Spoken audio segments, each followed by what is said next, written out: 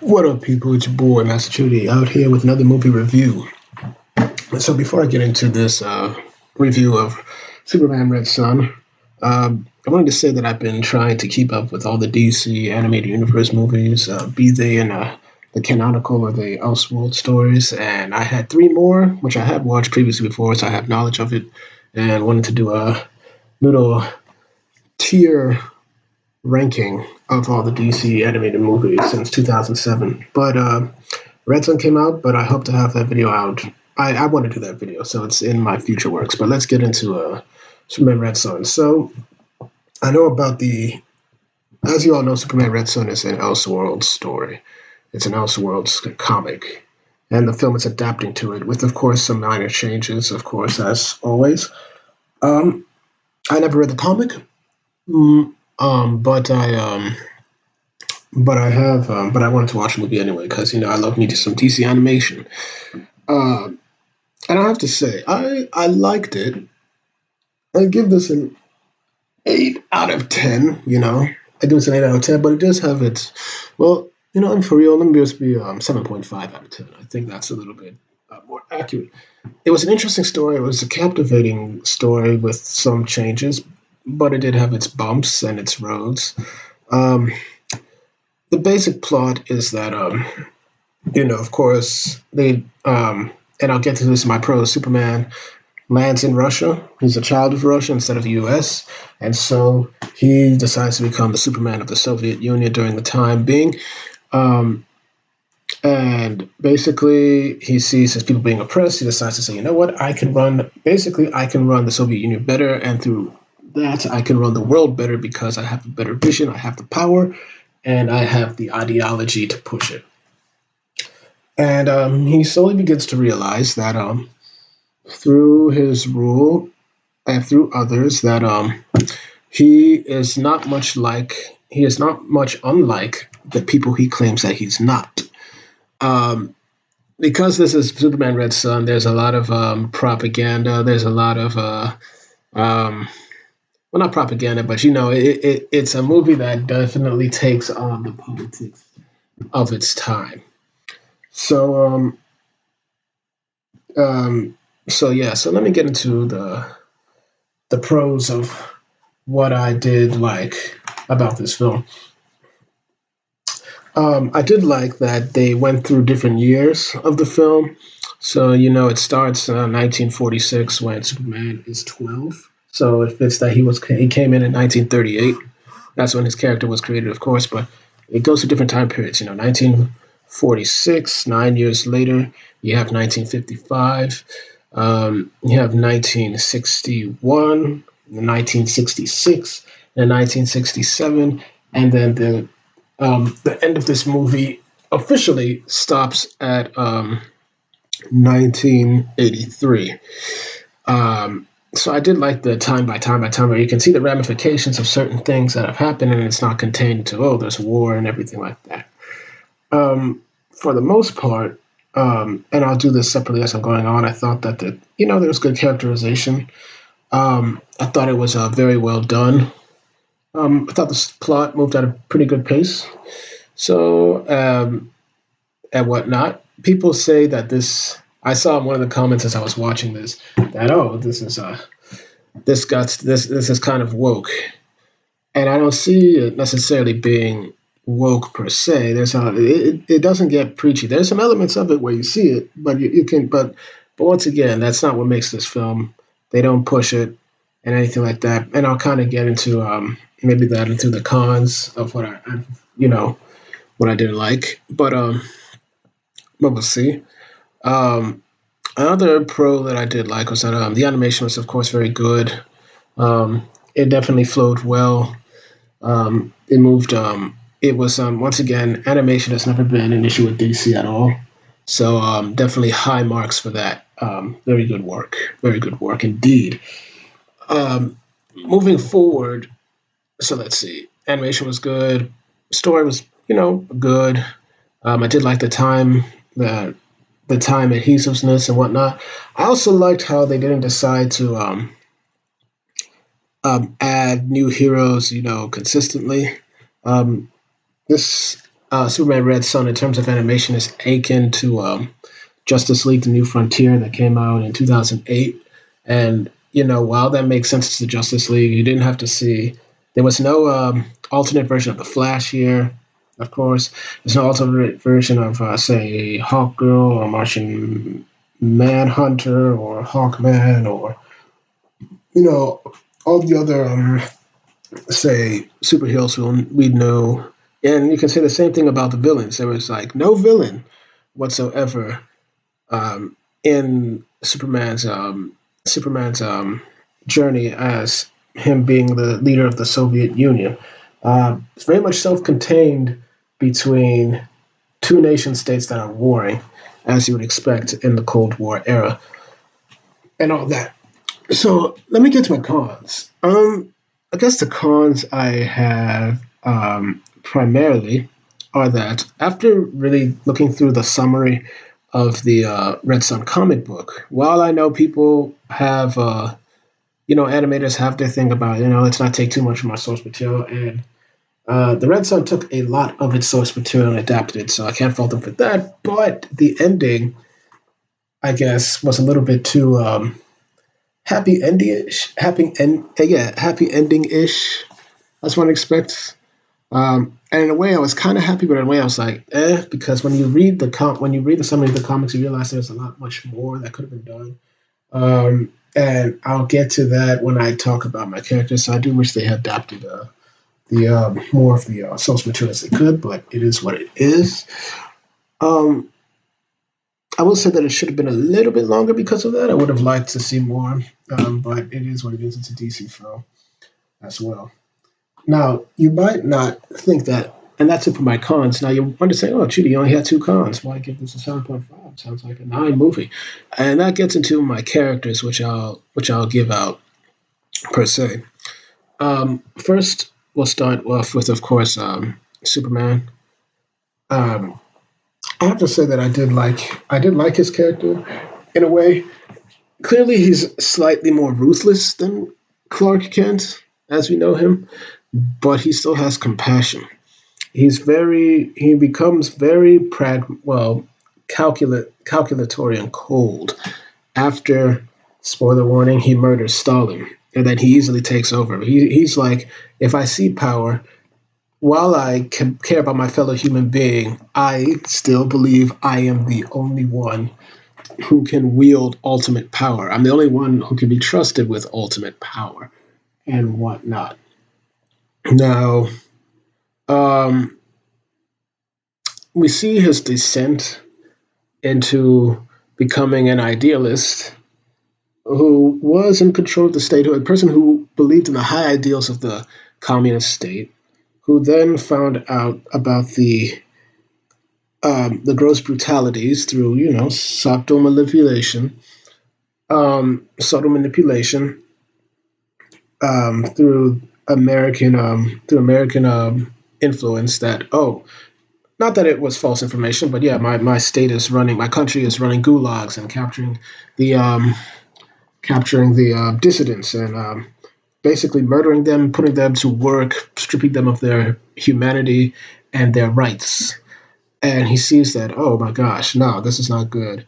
And he then, of course, kills Stalin after his best friend had died, and when Stalin told him the brutal truth that, hey, you got to kill people if you want to remain in this power, if you want to see our vision, if you want to see your vision or any type of our vision to succeed, the dissidents must be rounded up and be executed, whatnot, and that's how it goes. And then Superman realizes, like, oh no, I'm not about murdering, I'm not about that. And while he doesn't kill, he does a very unique way of ensuring that his will is pushed. So we see the descent of somebody who was, I love the state and I love the people, to like, oh my gosh, the state is corrupt and it's flawed. I can take over and I can still push my ideals. And for a moment, you see that, oh wow, he's kind of pushing it. He goes ahead and builds his nation, brings prosperity and whatnot. But then he realizes that there's chaos still around, basically, and and you know he sees there's chaos basically, and he sees that, oh, wow, these people are really, they don't understand the vision that I have set for them. I better find ways of ensuring that the dissidents put to are put in place. So you see him taking books from, if you've watched the Justice League, his Justice Lord counterpart, where he's lobotomizing guys, kind of putting them on mechanical control. And when, you might ask, this is after Brainiac comes in, and then of course Brainiac is in this film. That's the only Superman villain you see, and he plays like a subtle little the devil on the shoulder, kind of whispering nothings into Superman's ear, of becoming more of an autocrat under with the ideals of a with the goals of an idealist, basically. And so you see him becoming not outwardly ruthless, but his methods are becoming more ruthless, and it's pushing people who once saw him as this shining light of goodness and leadership, descend into autocracy, which does happen in real life in many countries in the past. And I think what this movie does well is that it really showcases that the Cold War was a very gray time. Of course, you had the Soviet Union, you had the USA, and of course, people say the USA was more or less the paragon of democracy, which it is, which it was, and it's still kind of well, not kind of, it is, but we see that manipulations kind of caused things on the U.S. end. Same for the Soviet Union. The Soviet Union, Stalin was no saint. He murdered people. He put people in the gulags. And we see that an idealist comes in. Now, we see that whenever there's a coup, which essentially what Superman did was a coup against Stalin, we think that, oh, the person who started the coup, he wants better for his people. And, for the most part, he does, until he realizes that, you know what? These people are not really for my goal. And because Superman was brought up in a country where the strong take over, there's no room for showing compromise or weakness or anything like that. You got to move forward. So while we do see the descent of him going into there, we do manage to see his redemption where he realizes that, yeah, I have all this power. Yeah, I have all of this prestige, and I have the means to enact my vision, but not everybody wants my vision. So, and I can't really become that champion if all I'm doing is forcing people to my will. So I'm not doing that. And we see his redemption, which I thought was kind of handled well. So after that, the next major character we have would be Lex Luthor. Now, Lex Luthor is an interesting case. He still has much of like his usual Luthor swag and his arrogance, but he's deep down a good man. Yes, he values knowledge over everything, but he has compassion, and he does show remorse for his actions in some cases in the movie. And we see that he really does care about people as he evolves from how he was in the 1950s to when he does become president in 1983, and then essentially resigns from office from that. We see him have a good relationship with Jimmy Olsen. They decide to go the Jimmy Olsen, who's African American in the 50s, whatnot. Um, and yeah, people are like, oh man, it's Jimmy's pal. But then again, this is an Elseworld story, so things can change and whatnot. So we see that he has very good rapport with Jimmy Olsen. They banter off each other with the scenes that they have. They treat each other, whether Lex is still smart, like equals. And he chose Jimmy as his vice president. And we can see that he works well, very much well with him. So I thought it was a great time. And we see that Luthor becomes a real leader, a good person, providing for his people, took over the presidency. He saved the United States from the brink of economic collapse while still apparently holding on to the capitalist and democracy, the ideals that hold true to the United States. So that was an interesting thing. It was good to see those. And I actually think he was my favorite character out throughout this whole movie. So I think that was good. Um, let's see. And then next character. We go to the Lois Lane Luthor. And we see, from the beginning of it. you don't know why she's married initially to Lex Luthor, because she does talk with Superman, and she's the one who gives him the confidential files of the gulags that Stalin kept. And Superman kept calling her Mrs. Lane, Mrs. Sorry, not Mrs. Lane, Mrs. Luthor, Mrs. Luthor. She's like, I'm not an appendage. Yeah, yeah, yeah, I'm not an appendage. I don't believe in the constraints of traditional marriage. Yada yada yada yada yada. Fine and dandy. But we see that over the course of the film, she starts, you know, moving past that. She becomes more of a independent woman who just loves her husband and still does that. She no longer for she no longer calls her she no longer she stops with the Mrs. Lane, I'm Miss Lane and not Mrs. Luthor thing. As it progresses throughout the story, she becomes she's Lois Lane Luthor. She is the wife of Lex Luthor, and you really see the relationship between the two of them. You think that it's very physical, which it was in the beginning of the movie, and their marriage seemed to be more of status, like royalty, where Lex is a very intelligent man, Lois is a very successful reporter. She becomes the editor of the Daily Planet when Perry White resigns off screen, and of course she earned that. She is a top reporter, and she earned that. That's her prize. But we see that when she got that responsibility after that, you would think that you also see her compassion show out, because you think that, hey, I'm just really sexy with my husband and everything like that. But you see that when Lex does some questionable things, like send a Bizarro Superman and kind of overload him to beat Superman to just get him afraid, we see that you may have created this clone, but he was still a living being, and how could you do that? Oh, and that's another con I'll get to. I actually have three cons. The propaganda, both on yay yay capitalism and yay yay communism, was very very laid thick. I was like, dang man, that must have been how it was like, probably like how it was in the Cold War, where they'd be like, hey, Red Scare, or hey, you're a slave of the capitalist machine, or Rusky, or commie, or imperialist and whatnot. So that's that. Um, so yeah, Lois Lane's character really, really grew up, and at the end, when and she plays a pivotal role, of course, in the conclusion of the movie, which I think was very nice as well. I'm happy that she didn't die, because there were some times where I was like, oh gosh, I hope they don't kill her off, but they didn't. So I'm very happy for that. Um, we get into Wonder Woman now.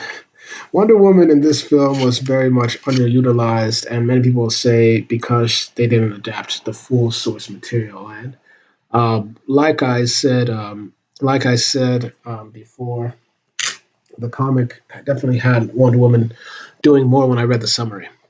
But I'm going to work with what I got, and what I got is that I was not impressed with Wonder Woman at all. Now, I don't know if I know about the comics. I don't know whether the trailers kind of made Wonder Woman seem romantically involved with wanting to have a romantic relationship with Superman, and vice versa. But she was like, yeah, I'm from an island of women. We all are attracted to each other. No room for nuance or trying new things. And that's fine. It was kind of, I'm lesbian, this, and this, and this, and that. If you don't know, now you know. But it's never touched again, so I think that's pretty good. Um, But at the same time, she was just she had no room for nuance. It was like, except for certain things, like she was like looking at Superman's descent, like, but she was very much devoted to Superman. Like, I believe in you, I believe in you, I trust in you, I trust in you, I trust in you. You could have pretty much said she loved this man. I don't know whether she did in the comics or not, because I haven't read it. I'm very much excited to read it and check it out.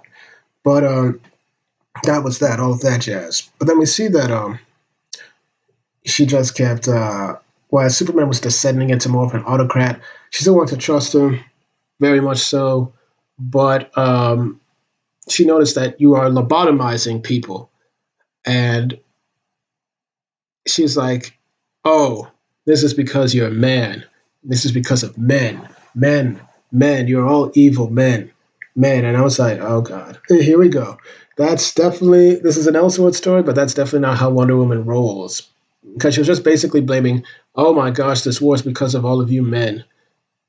It's your fault. Okay.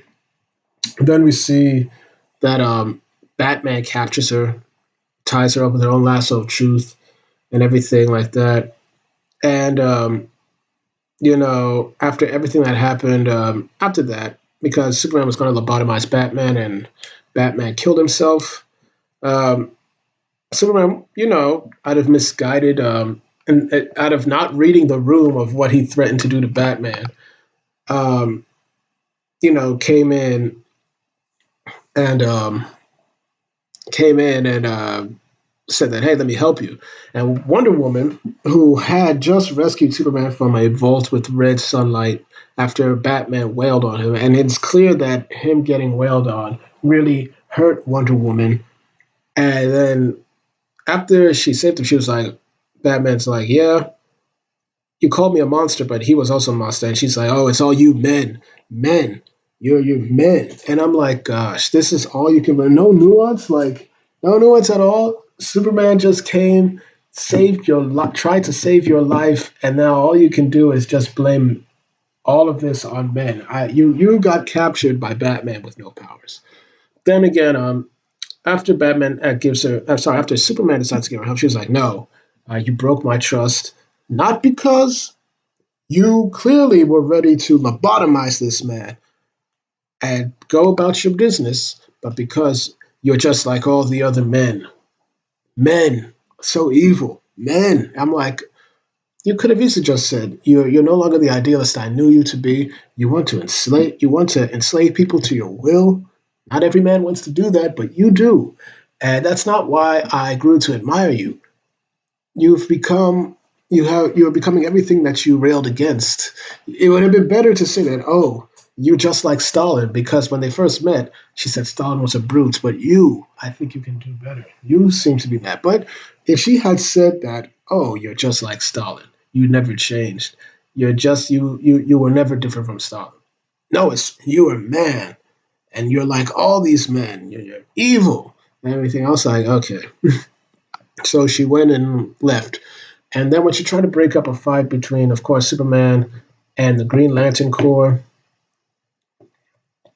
the Americanized version, she was like, look, I can, because she also mentioned, I can be a bridge to your different worlds.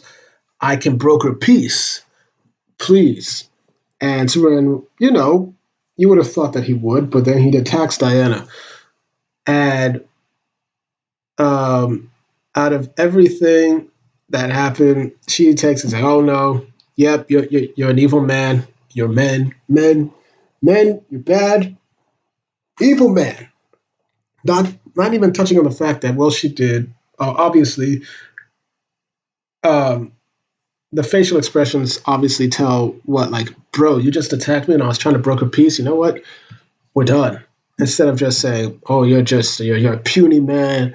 You're evil man, evil man."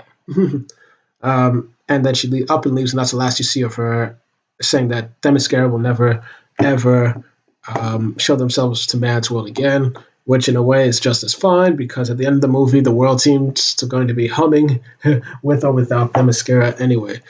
But that's Wonder Woman's character, least favorite of the film. Batman was very interesting because you see him as a child who was kept in the gulags, expecting Superman to rescue them, but of course Superman never did. And when he came, it was too late because his parents were died in the gulag. So Batman represents that the only way to deal with Superman's order is ensue chaos. Hint, hint, wink, wink.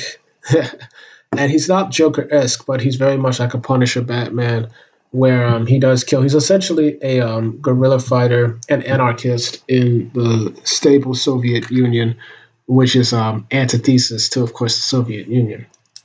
And he beats on Superman, man. He traps him, and he basically wants to liberate his people from Superman. He gained Red Sun. He gained Red Sun machinery from Lex, and you know, he went out like a badass. Said, "You know what? I'd rather die than be lobotomized by you." Um, I guess that's it. I think I liked Superman's childhood friend. I thought that she remaining like the one constant beacon through his head was good. Um, Jimmy Olsen, James Olsen was pretty nice.